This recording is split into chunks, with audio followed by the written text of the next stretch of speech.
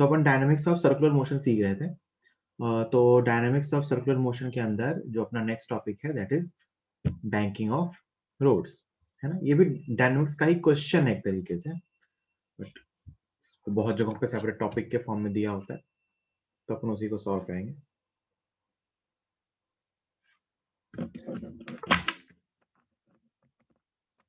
ठीक, चलिए। तो बैंकिंग ऑफ रोड्स के अंदर क्या होता है पहले ये समझते हैं।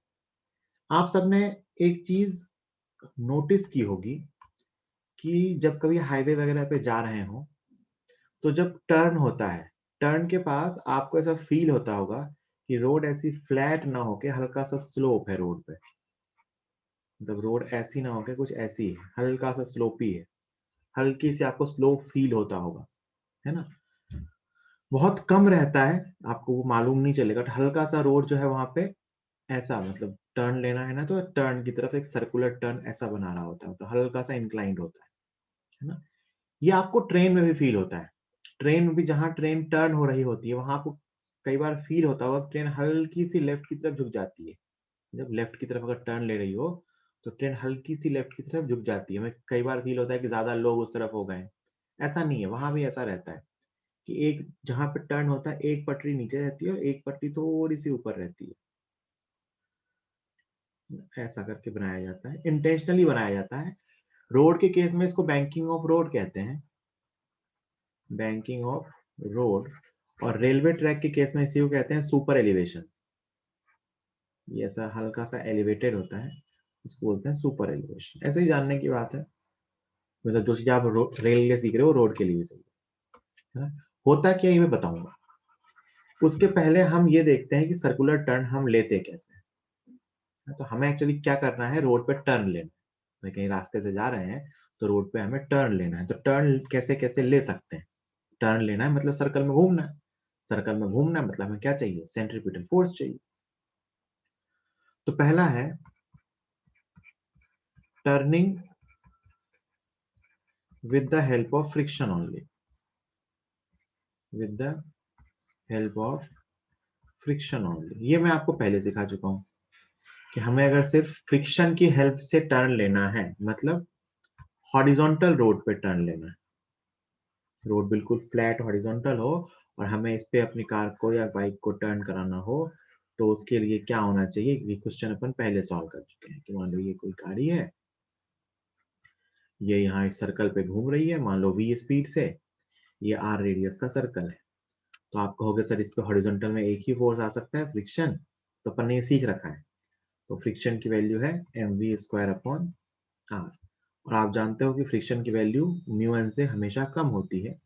मतलब mv square upon R should be less than equal to mu M G. M से एम कैंसिल हुआ, so we should be less than equal to under root mu G R. ये मैं पहले भी सिखा चुका हूँ कि अगर हमें फ्रिक्शन की हेल्प से टर्न लेना है रोड पे, तो हम कहेंगे कि हमारी speed root mu G R से कम आनी चाहिए या उसके इक्वल। तो स्किड नहीं करेंगे, वरना स्किड करने के चांस होंगे। ठीक, तो अच्छी तो बात है, फ्रिक्शन की हेल्प से टर्न ले लेंगे। इसमें छोटी सी दिक्कत है। क्या क्या दिक्कत है ये बताता हूँ। पहले दिक्कत तो क्या है ना, कि ये जो म्यू है वो वेदर डिपेंडेंट है। सोच के देखो, मतलब जब मौसम सूखा होगा तो म्यू अच्छा होगा, और मान लो बारिश हो गई तो अगर सरफेस थोड़ी सी गीली हो गई तो म्यू की वैल्यू अचानक से कम हो जाएगी। तो ऐसा तो है नहीं भाई, आप रोड पे जाते होगे तो आपको सब जगह स्पीड लिमिट लिखी दिखती होगी, स्पीड लिमिट इतनी है, स्पीड लिमिट इतनी है ना। तो मान लो हमने इस टर्न पे स्पीड लिमिट लिख दी, तो अब रोज के मौसम के हिसाब से हम स्पीड का बोर्ड चेंज तो नहीं करने जाएंगे कि भाई आज सब ट्यूसडे है तो आज की स्पीड लिमिट ये है, आज बारिश हो गई तो आज की स्पीड लिमिट कम है। ये तो नहीं कर सकते ना। इसीलिए सिर्फ फ्रिक्शन के हेल्प से टर्निंग के को अवॉइड ही किया जाता है इन जनरल। क्योंकि अगर फ्रिक्शन से ही किया जाएगा तो फ्रिक्शन जो होगा वो म्यू जो आएगा वो वेदर डिपेंडेंट होगा। और अगर वेदर डिपेंडेंट होगा तो फिर हमारे जो स्पीड होगी, जिस स्पीड से हम मैक्सिमम घूम सकते हैं, जिस पे स्किप नहीं करेंगे, वो स्पीड डिफरेंट डिफरेंट आएगी, है ना। पहली बात तो ये। दूसरा, टर्निंग के केस में फ्रिक्शन अगर लगेगा तो कहीं ना कहीं से स्लिप होने के भी चांसेस होते हैं। वैसे भी अगर टायर पे फ्रिक्शन आएगा तो फ्रिक्शन के कारण टायर के घिसने के चांस रहते हैं। टायर घिसती क्यों है, फ्रिक्शन के कारण। तो इस रीजन से अगर हम सिर्फ फ्रिक्शन की हेल्प से टर्न करते हैं तो हमें ये दिक्कत आएगी। वैसे टर्न किया जा सकता है, बहुत सारे जो छोटे छोटे टर्न्स होते हैं जो आपके गली मोहल्लों में रोड देखते हो, वहां पे कोई सुपर एलिवेशन या बैंकिंग नहीं की जाती है, आप फ्रिक्शन के हिसाब से ही घूमते हो, है ना, जो छोटे मोटे टर्न आपको दिखते हैं। हाँ, जो बड़े हाईवेज होते हैं, जो मेन रोड्स होती हैं, जो हाईवे वगैरह है, वहां पे क्योंकि दिन भर खूब सारी गाड़ियां जाती हैं, है ना, तो वहां पे इसका ध्यान रखा जाता है, क्योंकि आपके मोहल्ले वाली रोड पे, छोटे से रोड पे अगर टर्न लेते टाइम कोई गिर भी गया तो कोई लफड़ा नहीं, हाईवे पे कोई गिरा तो उसकी जान जाती है। तो ये एक तो है कि फ्रिक्शन की हेल्प से टर्न ले सकते हैं, ये आप सबने लिख रखा है ऑलरेडी, चाहो तो बाद में लिख लेना, है ना। तो this is turning with the help of friction only on horizontal road. दूसरा,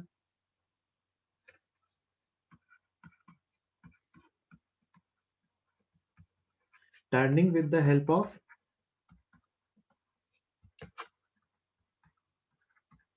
normal reaction only by banking. Banking, road की बैंकिंग करके नॉर्मल रिएक्शन की हेल्प से टर्न करवाना। तो बैंकिंग का मतलब क्या होता है?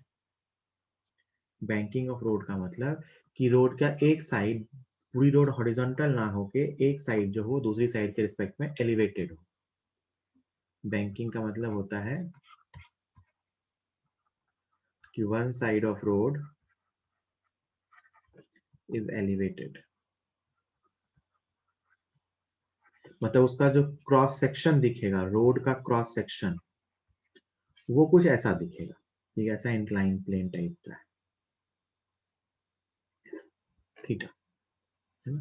तो रोड एक्चुअली में ऐसी ही जाएगी, बस वो हल्की सी ऐसा थीटा इंक्लाइंड हो, है ना। अब इस पे घूमना है और कोई फ्रिक्शन नहीं है, सिर्फ नॉर्मल की हेल्प से घूमना है। तो देख लेते हैं क्या होना चाहिए। मान लो बेटा आपको ना एक रोड पे घूमना है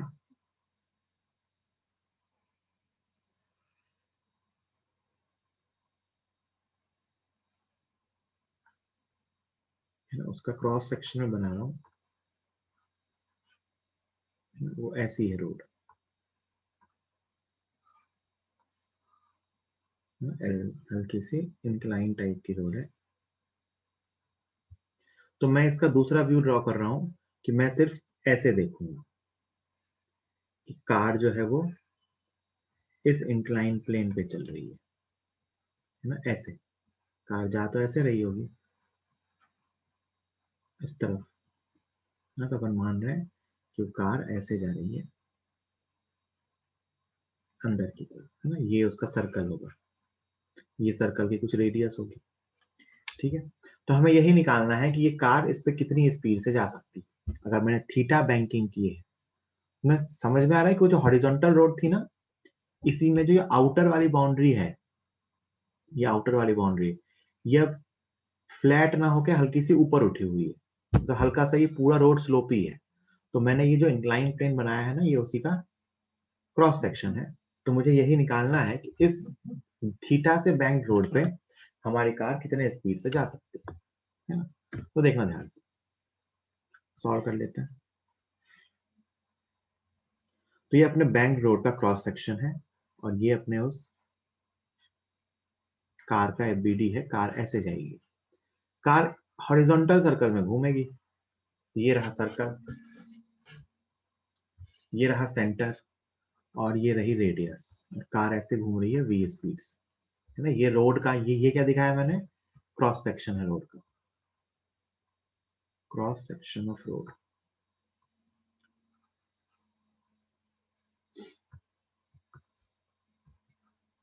क्रॉस सेक्शन, है ना। तो देख लेते हैं भाई, अपने को सॉल्व करना आता है, अपन कार का एफबीडी बना लेते हैं। कार पे नीचे एमजी आएगा और इस तरफ नॉर्मल आएगा, है ना, हर जगह कार पे इधर एमजी आएगा, इधर नॉर्मल आएगा, और स्पीड तो ऐसे हॉरिजॉन्टल प्लेन में है, सर्कल के लॉन्ग घूम रही है, तो इस नॉर्मल के ही कंपोनेंट होंगे, ठीक है, क्योंकि हमें कंपोनेंट्स कहाँ करने हैं, रेडियल और एक्सियल डायरेक्शन में, नॉर्मल के कंपोनेंट कर लो। ये एंगल अगर थीटा है, अगर आप नॉर्मल की बात करो तो नॉर्मल इस तरफ है, ये एंगल अगर थीटा है तो ये एंगल 90 माइनस थीटा, ये एंगल थीटा, तो ये एंगल थीटा है, दिस एंगल इज थीटा।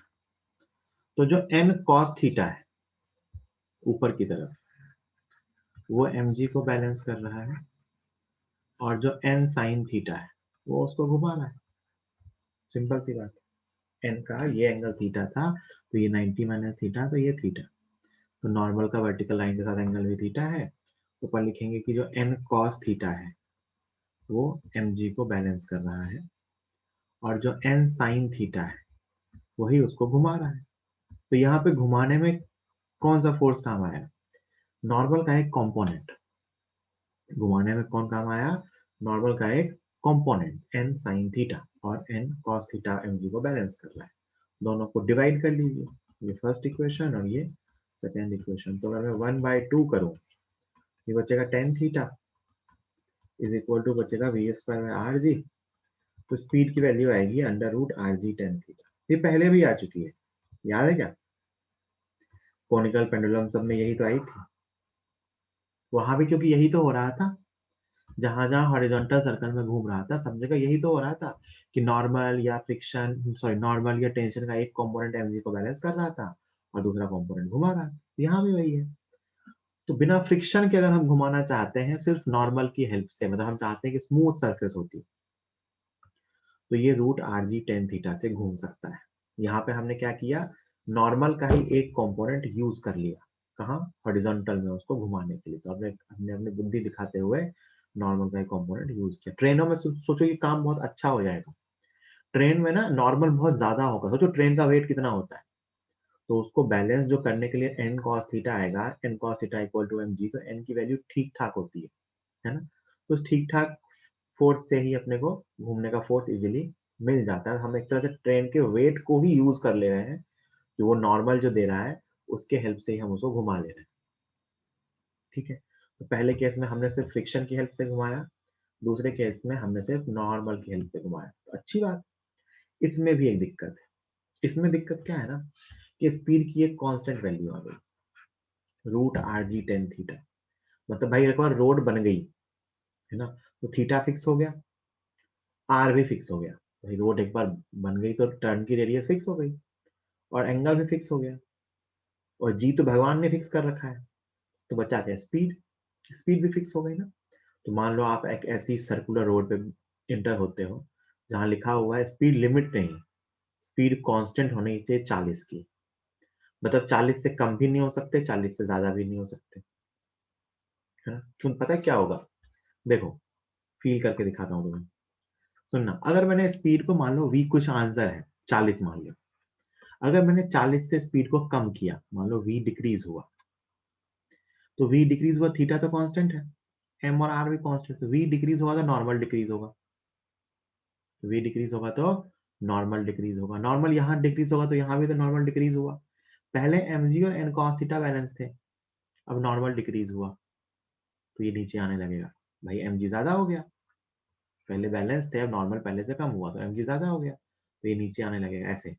मतलब स्पीड स्लो की तो नीचे आने लगेगा, मानो तेज कर दी तो v बढ़ाया, नॉर्मल बढ़ जाएगा, ये भी बढ़ जाएगा, बैलेंस था, अब ये ऊपर जाने लगेगा। तो क्या होगा?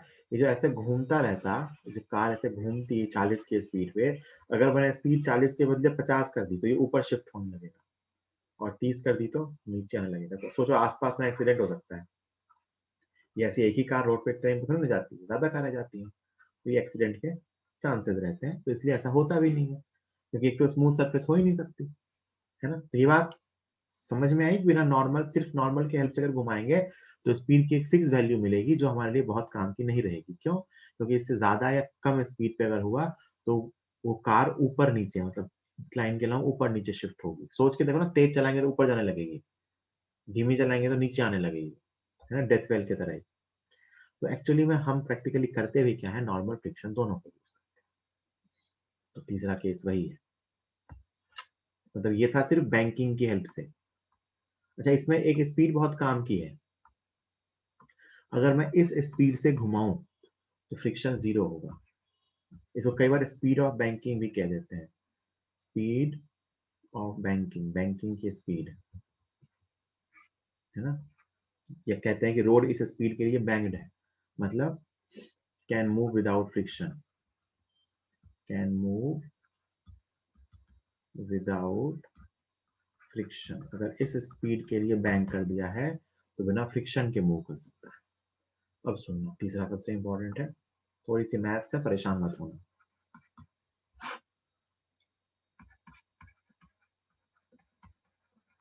Turning with normal and friction both, या banking and friction both, banking और फ्रिक्शन दोनों की हेल्प से टर्न करना हो तो क्या हो। सुनना भाई ध्यान से, प्रॉब्लम समझ में आई? प्रॉब्लम क्या थी पिछले वाले में? पिछले वाले में प्रॉब्लम ये थी कि अगर मैंने स्पीड को बढ़ा दिया तो ये ऊपर जाने लगेगा, और स्पीड को अगर कम कर दिया तो नीचे आने लगेगा। तो इसमें हमारी हेल्प कर देता है फ्रिक्शन, है ना। मान लो अब मैं कह रहा हूँ कि रोड पे फ्रिक्शन और नॉर्मल दोनों मिल रहा है हमें, तो अब क्या होगा? तो अब हम कहेंगे कि इसके ऊपर जाने की जो एक पार्टिकुलर स्पीड पे ही जो ये ऊपर चला जाता, वो स्पीड अब पहले से इंक्रीज हो जाएगी। कैसे इंक्रीज हो जाएगी देखना, इस पे नीचे की तरह mg है और इधर की तरफ नॉर्मल है ना, और सर्कल तो ये रहा ही सही इसका। मैं मान रहा हूं कि if speed is greater than speed of banking, speed कैसी है? बैंकिंग की स्पीड से ज्यादा है, तो क्या होगा? कार की टेंडेंसी ऊपर जाने की है, अप द इंक्लाइन, तो फ्रिक्शन कहाँ लगेगा? Down the incline. फ्रिक्शन कहाँ लगेगा? Down the incline. Friction down the incline क्यों लगा? क्योंकि हमने कार की स्पीड कहाँ रखी है? वीवी बैंकिंग से ज्यादा, तो कार की टेंडेंसी कहाँ जाने की है? ऊपर। ठीक है, ठीक है भैया, तो ये तीन फोर्स लग गए। अब आप अगर ध्यान से देखें तो हमें फिर से वही करना है, फोर्सेस के कंपोनेंट। ये एंगल थीटा है, ये कंपोनेंट है एन कॉस थीटा, ये कंपोनेंट है एन साइन थीटा। लेकिन अब फ्रिक्शन के भी कंपोनेंट होंगे, ये थीटा, तो ये फ्रिक्शन का कंपोनेंट एफ कॉस थीटा, और फ्रिक्शन का vertical component F sine theta.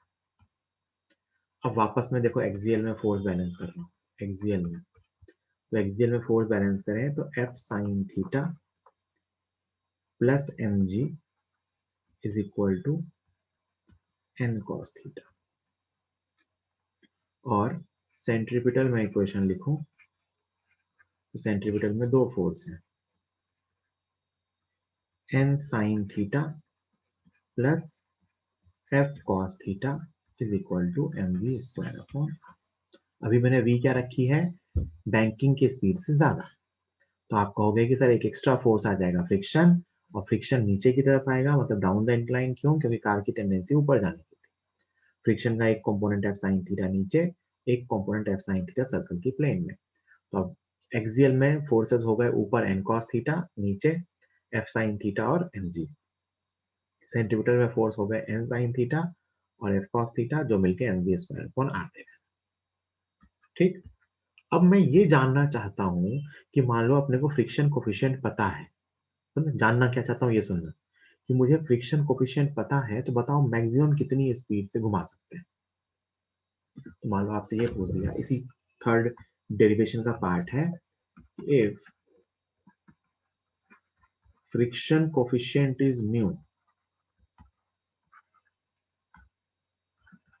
Find maximum speed of turning. अगर फ्रिक्शन कोफिशिएंट म्यू है तो टर्निंग की मैक्सिमम स्पीड क्या होगी? तो ऑब्वियस सी बात है, मैक्सिमम स्पीड पूछा है, मतलब फ्रिक्शन की कौन सा फ्रिक्शन लगा लेंगे? Limiting friction. तो आप कहोगे कि यहाँ पे जो फ्रिक्शन होगा वो लिमिटिंग फ्रिक्शन के इक्वल हो जाएगा इस केस में, अगर हम मैक्सिमम स्पीड निकालना चाहते हैं तो। और लिमिटिंग फ्रिक्शन होता है mu N.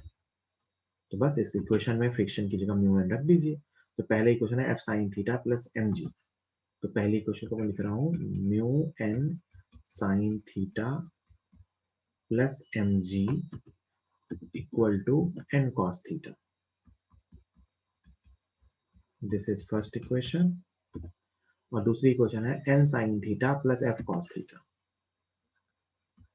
n sin theta plus f मतलब mu n cos theta is equal to M V square upon R, और v को मैं लिख रहा हूँ, ये v मैक्सिमम हो गया, M V square upon, this is second equation. इन दोनों इक्वेशन से अपने को नॉर्मल को एलिमिनेट करना है, क्योंकि नॉर्मल अननोन है और अपने को v निकालना है। तो ध्यान से देखिए, आप यहाँ से नॉर्मल एलिमिनेट कर सकते हैं। ठीक, कैसे? ऊपर वाली इक्वेशन को आप चाहो तो ऐसे लिख लो, n cos theta minus mu n sin theta is equal to mg। First equation को ही मैंने ऐसे लिख दिया उधर ले जा करके, और अब ये फर्स्ट और ये सेकंड दोनों को डिवाइड कर लो, फर्स्ट अपॉन सेकंड। तो देखो नॉर्मल कैंसिल हो जाएगा, इसको फर्स्ट मत लिखो, फर्स्ट उसको लिख दिया नॉर्मल वाले एक से। तो फर्स्ट अपॉन सेकंड करेंगे, तो ऊपर भी नॉर्मल कॉमन है, नीचे भी नॉर्मल कॉमन है, तो ऊपर कैंसिल हो गया। ये बचा cos theta minus mu sine theta upon ये बचा sine theta plus mu cos theta equal to, ऊपर बचा आर जी, नीचे बचा वी स्क्वायर या वी मैक्सिमम स्क्वायर।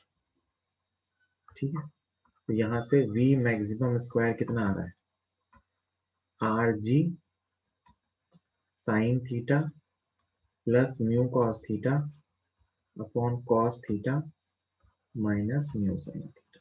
देखना मैं इसको बहुत सिंपल टर्म्स में ले आऊंगा, है ना।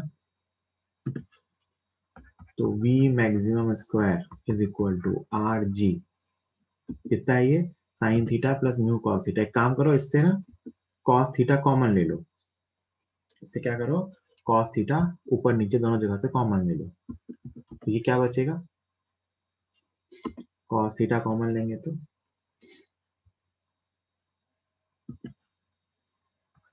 ये बचेगा sine theta upon cos theta, मतलब tan theta plus mu upon 1 minus mu tan theta, ये बच रहा है। और एक तो यही रिजल्ट है कि v maximum equal to under root R G tan theta plus mu upon 1 minus mu tan theta. बहुत लोग इसको इसी फॉर्म में याद रखते हैं, मैं कहता हूँ इसको इस फॉर्म में याद रख सकते हो, कोई दिक्कत नहीं, मैं इसको थोड़ा और सिंप्लीफाई कर दूंगा।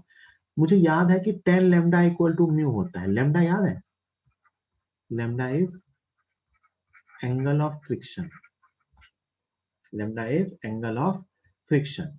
तो अगर मैं इसको म्यू को टेन लेमडा रख दूं, तो ध्यान से देखो ये बन गया tan theta plus tan lambda upon 1 minus tan theta tan lambda, ये बन गया tan A plus B upon 1 minus tan A tan B. तो ये किसका फॉर्मूला होता है, टेन ए प्लस बी का। ये बन गया टेन थीटा प्लस लेमडा। आपको इस फॉर्म में इच्छा हो इस फॉर्म में याद रखो, दूसरे फॉर्म में याद इच्छा रखनी हो दूसरे। देखो कितना सिंपल बन गया, बिना फ्रिक्शन के घुमाना है, सिर्फ बैंकिंग की हेल्प से। तो क्या होता है, are G tan theta, friction की हेल्प से घुमाना है तो मैक्सिमम स्पीड कितनी आ गई, are G tan theta plus lambda. And similarly मैं वो सॉल्व नहीं कर रहा, आप मिनिमम स्पीड निकालोगे तो आएगी under root R G tan theta minus lambda. कैसे, उसमें ये फ्रिक्शन उल्टा लग जाएगा, जो फ्रिक्शन मैंने नीचे लगाया है, अगर मैं स्पीड इससे कम रखूं तो इस पे फ्रिक्शन ये नीचे आना चाहेगा, तो इस पे फ्रिक्शन ऊपर लगेगा, तो सब जगह बस फ्रिक्शन वाले में माइनस का साइन आता जाएगा, और फाइनली यहाँ आ जाएगा tan theta minus lambda. So this is the minimum speed, देखो इसमें फ्रिक्शन और बैंकिंग दोनों यूज होगी, और this is the maximum speed. और for turning without friction, for turning without friction v कितना आना चाहिए, under root R G tan theta. इतने से घूमेगा तब तो फ्रिक्शन की जरूरत ही नहीं होगी। सबसे सुटेबल चाहते हैं हम इसी से घूमें, बट सब कुछ हमारे हाथ में तो होता नहीं, बहुत बार हमें स्पीड कम ज्यादा करनी पड़ती है। तो इसका मतलब अगर मैं फ्रिक्शन और बैंकिंग दोनों को यूज करूं तो टर्निंग के लिए स्पीड होनी चाहिए v मैक्सिमम से कम या इक्वल और v मिनिमम से ज्यादा है। इन दोनों के बीच अगर अपन ने स्पीड रखी तो अपन सेफली टर्न कर सकते हैं। और v मैक्सिमम कितनी है, under root R G tan theta plus lambda, और v मिनिमम कितनी है, under root R G tan theta minus lambda. Lambda कैसे निकालेंगे, tan theta equal to tan lambda equal to mu से। आप चाहो तो फॉर्मुला इस फॉर्म में याद रख सकते हो, कोई दिक्कत नहीं है, बट बेसिक कंसेप्ट समझ आना चाहिए। ये मैंने डेराइव कैसे किया, तो सिंपल सा था कि मैंने दोनों फोर्सेस को यूज किया। ठीक है, जल्दी से नोट कीजिए।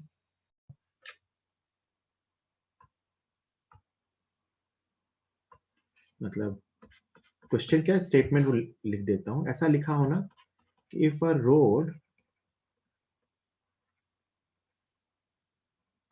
is banked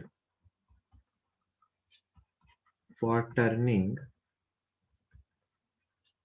at 36 kilometre per hour, या इसको मैं लिख दूं कि 10 मीटर पर सेकेंड, है ना। इट मींस, अगर ऐसा लिखा हो क्वेश्चन में कि road is banked for turning at 36, it means v is equal to under root R G tan theta is equal to 10। मतलब जो आर जी टेन थीटा वाली स्पीड थी बिना फ्रिक्शन वाली, वो 10 है। जितने के लिए बैंक किया जाता है, मतलब अगर इतनी स्पीड से घूमा तो फ्रिक्शन भी नहीं लगेगा, है ना। इसका मतलब इतनी स्पीड से घुमा तो damage of tyre will be minimum, damage of tyres will be minimum. इतनी स्पीड से अगर घूमे तो टायर्स का damage minimum.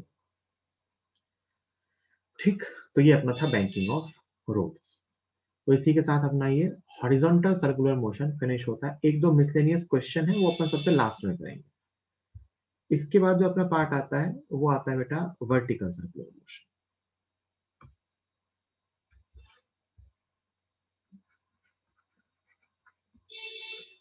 Vertical circular motion, जितना आपको सर्कुलर मोशन सिखा दिया, इसके बाद आप अपने मॉड्यूल की 3 तक तो मैं दे ही चुका था, बिगिनर्स बॉक्स 4 भी सॉल्व हो जाएगा और आपकी मॉड्यूल एक तरह से सर्कुलर मोशन की कंप्लीट हो जाएगी। फिर है vertical circular motion. Vertical circular motion का मतलब circular motion vertical plane, circular motion in vertical plane. तो इसमें आगे चलने से पहले, जब मैं इसकी कुछ थ्योरी बताऊंगा या कुछ पार्ट्स लेकर आऊंगा, पहले मैं एक दो क्वेश्चन कराता हूँ जो मैं आपको सिंपली समझा भी चुका हूँ थोड़ा बहुत, तो आपको क्वेश्चन कर भी लोगे। जैसे मान लो ये एक ब्रिज है, कर्व है ये ब्रिज,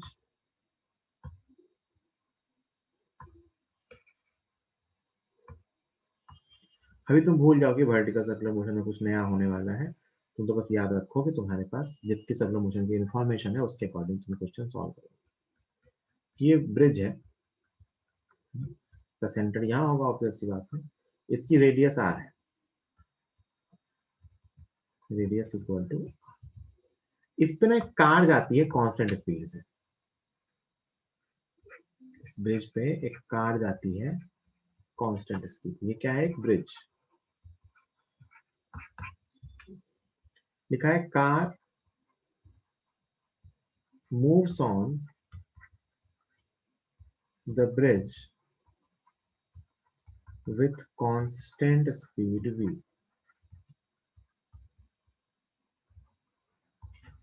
कार जो है वो इस ब्रिज पे कांस्टेंट स्पीड v से मूव करना है। ये ब्रिज का टॉप मोस्ट पॉइंट है। तो अपने को ये बताना है कि जब ये यहां से कुछ थीटा एंगल पे होगा कार, जब ये एंगल थीटा होगा तो इस कार पे नॉर्मल कितना लगना होगा, ये v स्पीड से जा रहा है ना। Find normal on the car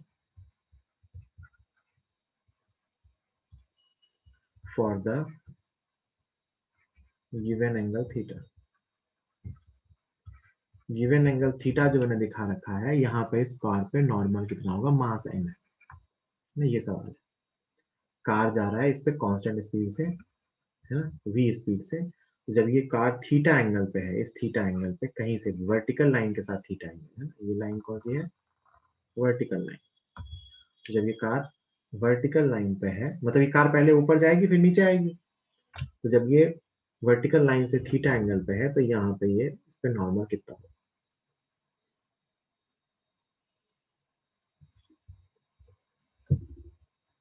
FBD बनाइए और कांस्टेंट स्पीड से जा रही है, ये दे रखा है।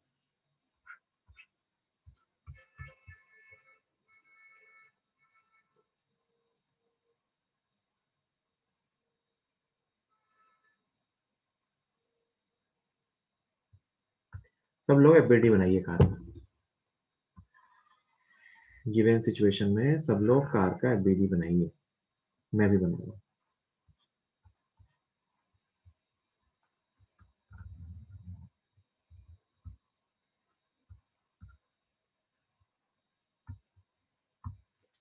इस पे एम जी यहाँ नीचे आएगा और इस पे नॉर्मल इस तरफ आएगा, रेडियल डायरेक्शन।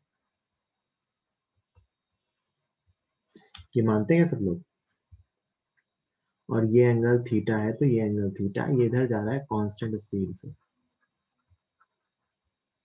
तो mg का ये कंपोनेंट करेंगे, this component will be mg cos theta. याद रखना कंपोनेंट हमेशा रेडियल और टेंजेंशियल डायरेक्शन में करते हैं, और ये कंपोनेंट mg sin थीटा। मतलब यहाँ जो mg है उसके कंपोनेंट हो रहे हैं रेडियल डायरेक्शन में और टेंजेंशियल डायरेक्शन में। कितना आ गया ये mg sin थीटा। यहाँ तक कोई दिक्कत किसी को? बोलो भाई।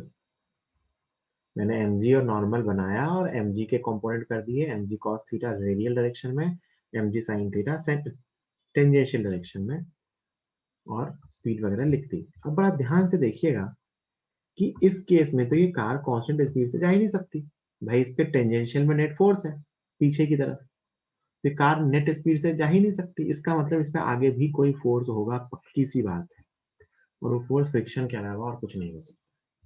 सरफेस के लॉन्ग एक और फोर्स आएगा, फ्रिक्शन होना ही पड़ेगा, बिना फ्रिक्शन के ये कार कांस्टेंट स्पीड से नहीं जा पाएगी, वरना mg sin थीटा को कौन बैलेंस करेगा, है ना? कोई नहीं कर सकता, नॉर्मल तो कर ही नहीं सकता। तो इसका मतलब देयर मस्ट बी फ्रिक्शन। तो फ्रिक्शन की वैल्यू होगी, फ्रिक्शन पूछा नहीं है लेकिन होगा, ये समझ लो, होगा ही सही। क्यों होगा? क्योंकि हमें पता है कार कांस्टेंट स्पीड से जाएगी, there will be friction, and friction की वैल्यू होगी mg sin थीटा। ये हमने कहाँ लिखा? at इक्वल टू 0 लिखा है ये हमने, कि टेंजेंशियल में कोई एक्सेलरेशन नहीं है, तो इस पर फ्रिक्शन आएगा आगे की तरफ, वही कार को ले जा रहा होगा, और फ्रिक्शन mg sin थीटा को बैलेंस। अब देखो मैं सेंट्रीपिटल में इक्वेशन लिख रहा हूँ, सेंट्रीपिटल डायरेक्शन में कौन कौन से फोर्स है? mg cos थीटा और नॉर्मल, और फोर्स हमेशा नेट फोर्स सेंटर की तरफ लिखते हैं, तो क्या लिखेंगे? mg cos theta minus normal is equal to mv square upon r। तो बेटा यहाँ से नॉर्मल की वैल्यू आ गई mg cos theta minus mv square. This is the value of normal direction, mg cos theta minus mv square upon r। किसी भी instant पे यही आएगा इस पे नॉर्मल। जैसे जैसे थीटा कम होगा, देखो ध्यान से, अगर मैं पूरे रास्ते की बात करूं तो जब ये यहाँ से स्टार्ट होगा ना, तो थीटा कम होता जाएगा और फिर थीटा बढ़ेगा। इस डायग्राम में अगर आप देखो तो थीटा पहले डिक्रीज होगा, जैसे जैसे ऊपर जाएगा तो आपका थीटा पहले डिक्रीज होगा, और फिर इधर जाएगा तो फिर थीटा इंक्रीज होगा। तो आप अगर ध्यान से देखो तो थीटा अगर डिक्रीज होगा तो कॉस थीटा इंक्रीज होगा, है ना? तो आप अगर नॉर्मल के वेरिएशन के बारे में कोई आपको सोचने को बोले तो आपने ये समझा कि थीटा पहले कम होगा, फिर बीच में कहीं मिड पे पहुंचेगा, और फिर थीटा बढ़ेगा। ये कहीं सेंट्रल पॉइंट के पहले थीटा कम होगा फिर थीटा बढ़ेगा।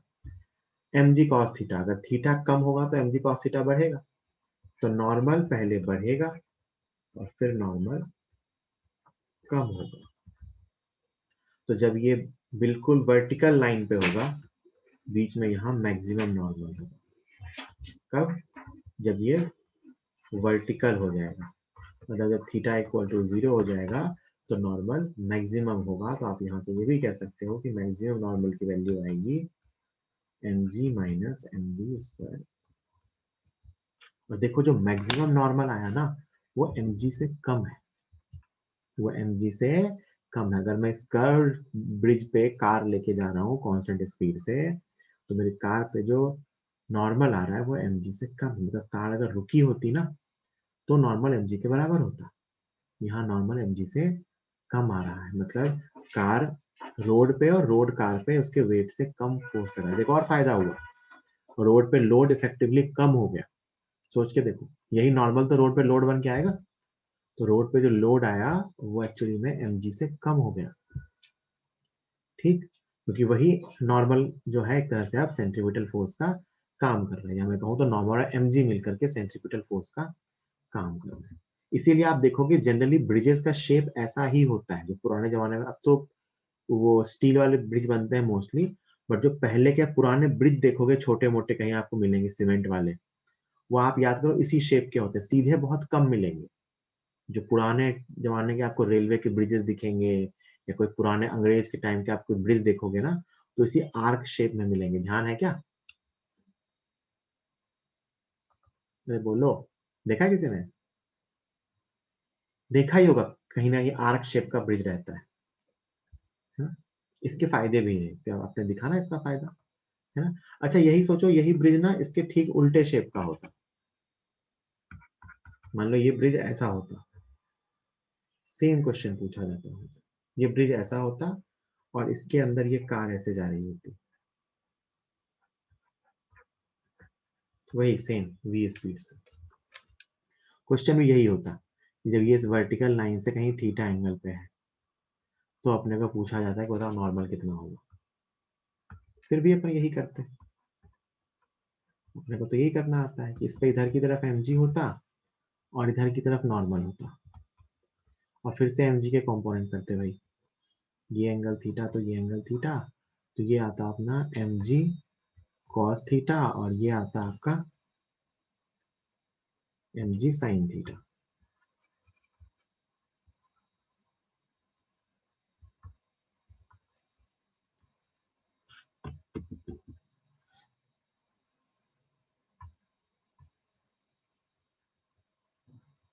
ये थीटा, तो mg के कंपोनेंट इधर की तरफ mg sin थीटा और इधर की तरफ mg cos थीटा। फिर से सोच के देखिए, अगर ये कांस्टेंट स्पीड से आ रहा है तो पक्के से फ्रिक्शन आएगा जो इस mg sin थीटा को बैलेंस करेगा। बट हमें यहाँ फ्रिक्शन से कोई खास मतलब नहीं था, बट फिर भी फ्रिक्शन आएगा। फिर मैं इक्वेशन लिख दूंगा कि इस बार सेंट्रिक तरफ फोर्स आएगा तो normal minus mg cos theta is equal to mv square upon, तो नॉर्मल कितना आ गया mg cos theta plus mv square upon. देखो यहाँ नॉर्मल ज्यादा आ रहा है ना, नॉर्मल वहाँ mg cos theta minus mv square upon आया था, यहाँ mg cos theta plus mv square upon है, मतलब इसमें रोड पे नॉर्मल ज्यादा आएगा। वापस मैं सोच के देखूं तो थीटा की ट्रेंड देखें तो थीटा पहले डिक्रीज होगा और फिर थीटा इंक्रीज होगा, तो थीटा डिक्रीज होगा तो नॉर्मल इंक्रीज होगा और फिर नॉर्मल डिक्रीज होगा, है ना? इसका मतलब यहाँ कहीं नॉर्मल मैक्सिमम आएगा। मैं पूछूं मैक्सिमम नॉर्मल कितना आएगा, तो आपको वही आएगा mg प्लस mv स्क्वायर। जब वो बीच बीच में होगा तो नॉर्मल की वैल्यू mg से ज्यादा होगी इस केस में, और इस केस में mg से कम होगी। तो ऐसा ब्रिज बनाना बेनिफिशियल है। ठीक है, तो ये ऐसे ब्रिज टाइप के सवालों पे कई बार आपसे क्वेश्चन पूछ लेंगे, बताओ फ्रिक्शन कहाँ लगेगा, बताओ नॉर्मल कितना होगा, नॉर्मल इंक्रीज होगा कि डिक्रीज होगा, तो ये सब बातें अपन बता सकते हैं। ठीक,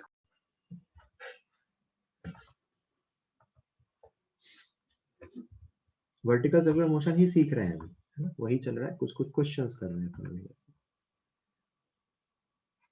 कि यहाँ से एक सपोर्ट से पेंडुलम बांध रखा है, पेंडुलम यहाँ भी हॉरिजॉन्टल था, पेंडुलम का मास m था, ये सपोर्ट है, ये लेंथ l है, ये भी हॉरिजॉन्टल था, है ना? कहा गया pendulum is released, pendulum is released from horizontal position from horizontal position, find tension in the string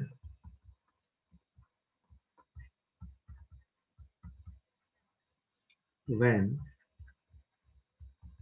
it becomes vertical. When it becomes vertical. Find tension in the string when it becomes vertical. बताइए.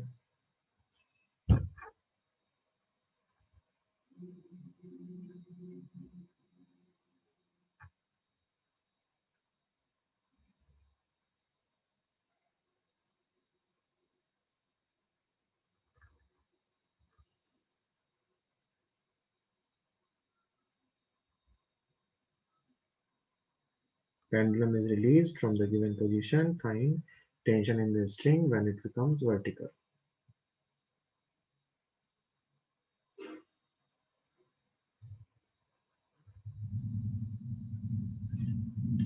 मैं options लिख रहा हूँ.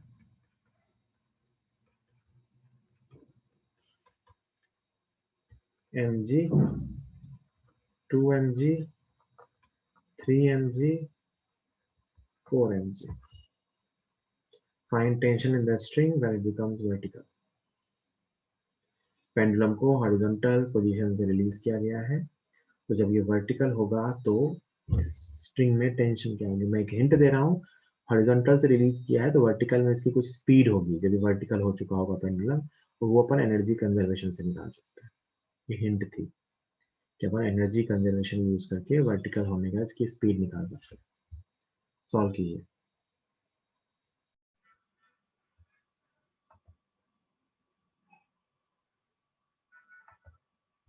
तो देखो,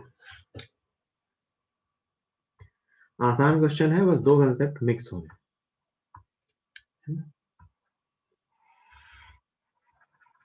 यहां से release किया, यहां से तो फिक्स है. यहां से रिलीज किया, उस टाइम बाद ये वर्टिकल हो जाएगा ऐसा.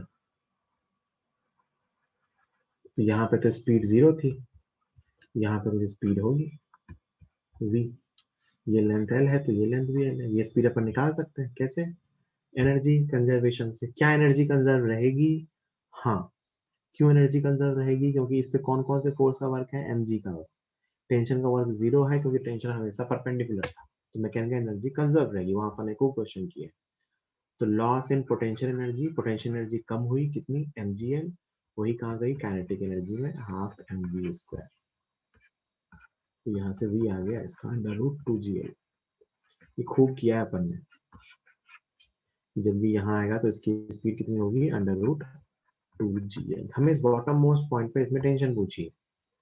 एमबीडी बनाओ इसका. तो कौन कौन से फोर्स आएंगे? नीचे mg, ऊपर टेंशन. और भैया ये रुका हुआ नहीं है, ये घूम रहा है. कितनी स्पीड से? v स्पीड से. और यही इसका सर्कल है, तो ये इसकी रेडियस है. तो ये एक्चुअली टेंशन mg अभी सेंट्रीपिटल है.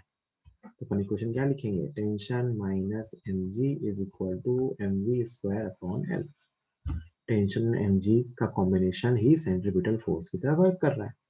तो tension minus mg equal to mv square upon l. v की वैल्यू रख दोगे 2gl. सॉल्व होके आ जाएगा टेंशन इक्वल टू 3 mg.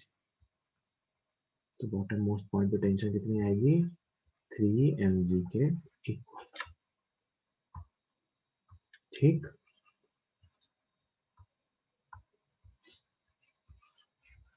तो मतलब हमने दो कंसेप्ट एक साथ यूज किए, एक तो सेंट्रीपिटल फोर्स का और दूसरा एनर्जी कंजर्वेशन. ठीक है. The answer is C. जल्दी लिखिए, फिर अगला क्वेश्चन दे रहा हूँ ऐसा ही एक और.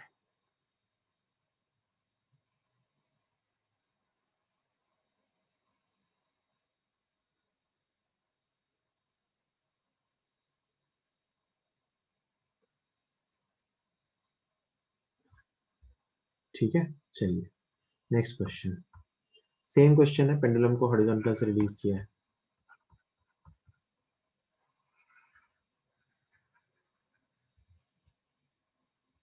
m मास है, l लेंथ. जब ये थीटा एंगल पे आ जाएगा, ये तो पूरा का पूरा सर्कल ही हो गया. जब ये यहां से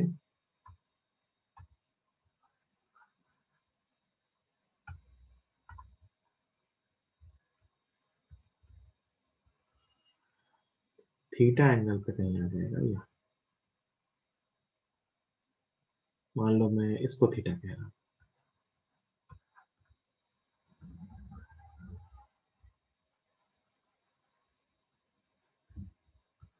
ये यहां से था इनिशियल, वही केस है सेम, रिलीज्ड। आपसे टेंशन पूछिए, find tension in the string at the given position.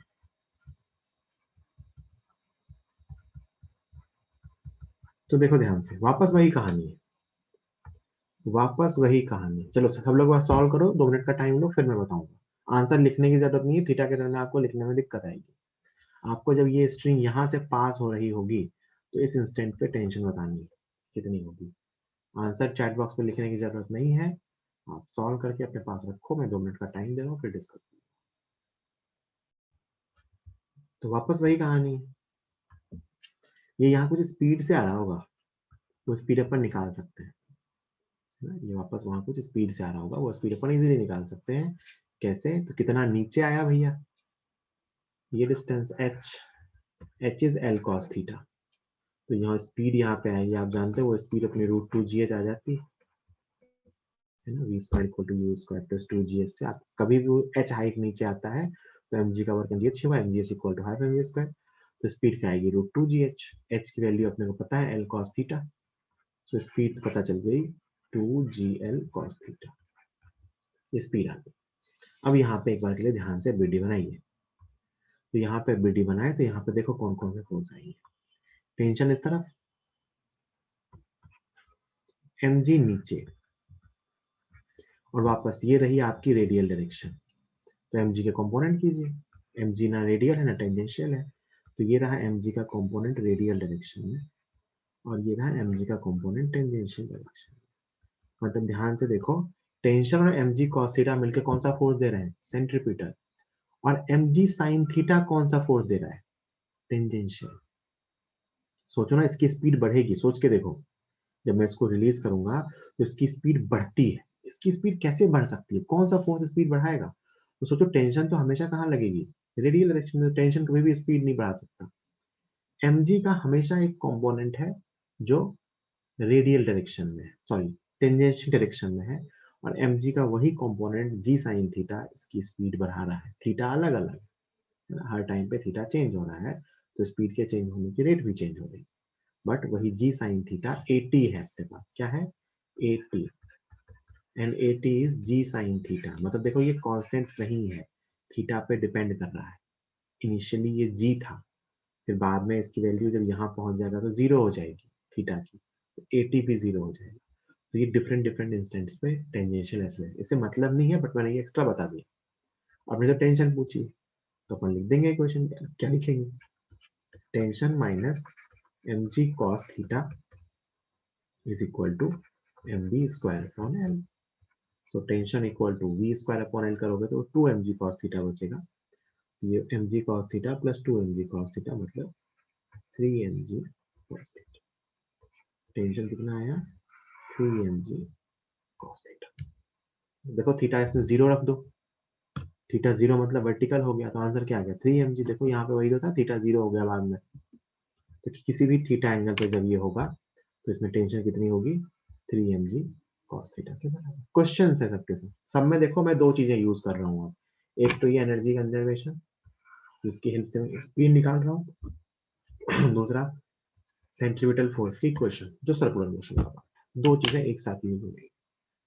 कोई दिक्कत किसी को तो पूछिए। नेक्स्ट क्वेश्चन इसी टाइप का दे रहा हूँ, एक छोटा सा क्वेश्चन और इसका आंसर आपको बताना है, मैं डेटा के फॉर्म में दे रहा हूँ।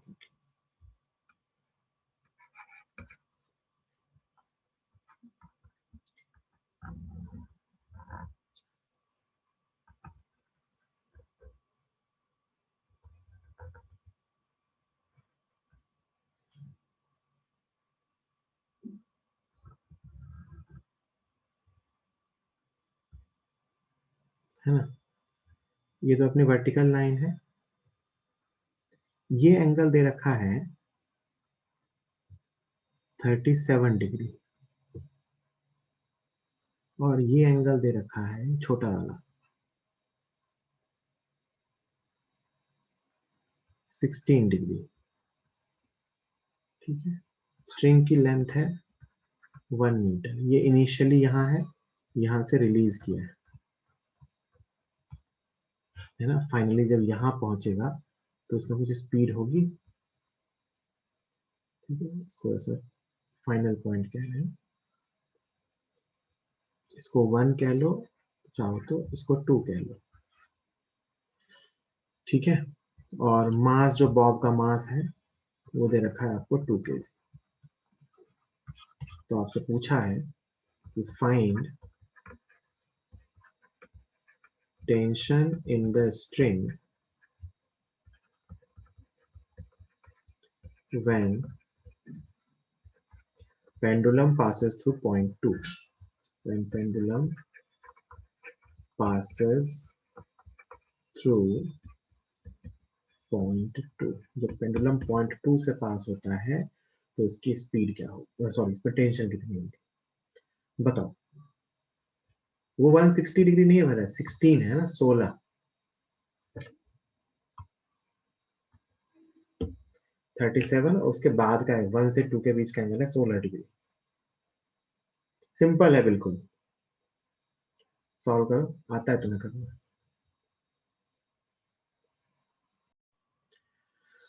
तो देखिए ध्यान से, सबसे पहले तो स्पीड निकाल लें। तो स्पीड निकालने के लिए मुझे देखना पड़ेगा कितना नीचे आया। तो इतना नीचे आया भाई h। अगर आप ये h निकालना चाहते हैं तो h शायद आपको दिख रहा होगा कि L cos 53 या cos 37 माइनस cos 53, इतना नीचे आया।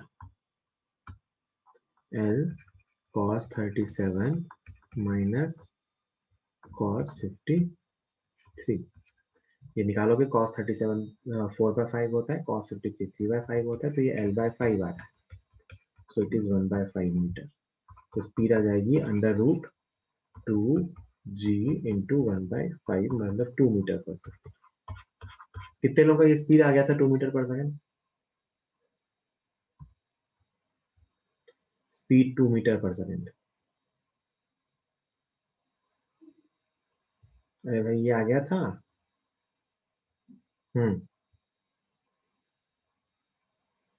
गुड। ये एंगल कितना था? 53 है ना। तो इस पूरी लेंथ में से ये लेंथ क्या थी? L cos 53, और ये लेंथ कितनी थी? L cos 37। तो h निकाल दो।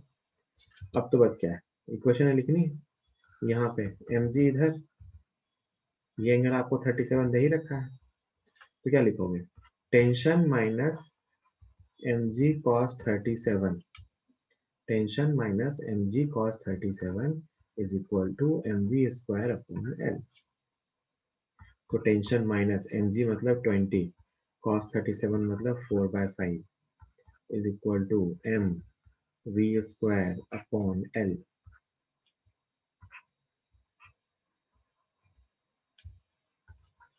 ये आ गया 16 और 8 24 न्यूटन।